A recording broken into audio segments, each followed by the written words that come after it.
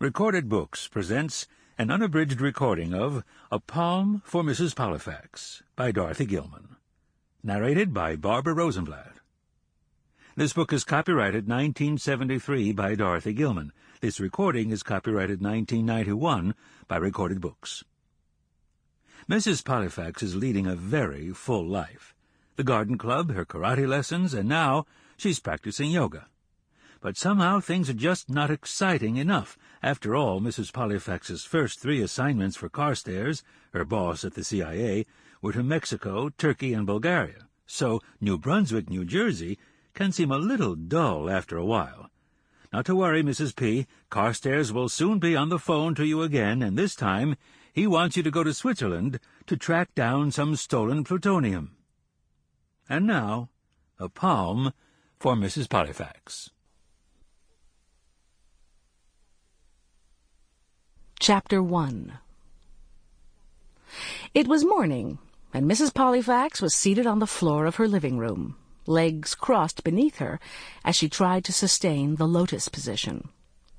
She'd been practicing yoga for a number of months now. She could almost touch her forehead to her knee.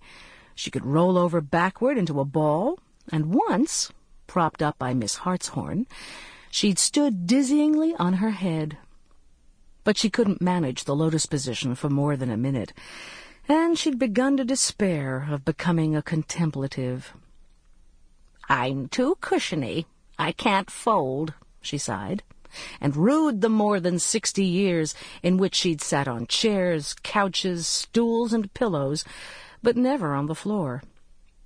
At the moment this mattered a great deal to her, but the moment passed.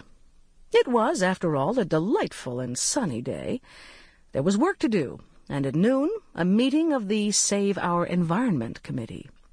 As she climbed to her feet, she heard Miss Hartshorn calling her name from the hall, and a moment later, her neighbor in 4C reinforced the summons with a loud knock on the door.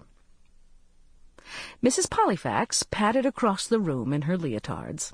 It was only 9:15, but the middle of the day for Miss Hartshorn, who took brisk walks at 6, and Miss Hartshorn's energy could be devitalizing. Mrs. Pollifax braced herself. But her neighbor was not disposed to linger this morning. "I was just leaving the building," she cried breathlessly, "when a special delivery came for you, Emily, and knowing you probably aren't even dressed yet." Here her voice wavered between disapproval and tolerance of a friend's eccentricities. "I took the liberty of signing." Sample complete. Ready to continue?